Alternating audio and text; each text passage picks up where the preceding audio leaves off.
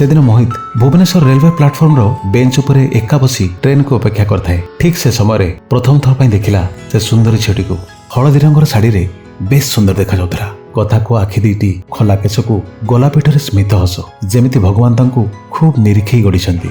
हठात अनाउंसमेंट हला हीराखंड एक्सप्रेस आसी प्लाटफॉर्म रे ठिया गला। निज भावना को संभाली चलले मो बगी पाखकू। प्राय 10 मिनिट पर से झीटर कथा भाभी भाभी आखिटा केमती लागिगला। हठात गोटे मधुर कंठरे केही जणे डाक देले। आखि खोली देखिली से झीटी ठीक मो सामने ठिया होइछि। गोटे क्षण पे मु भाबिली मु स्वप्न देखुछि। झीटी कहिला 2B47 मो सीट नंबर आपणकर। मु कहिली मोर भी। प्रकृति रे हमर आरएसी थिला।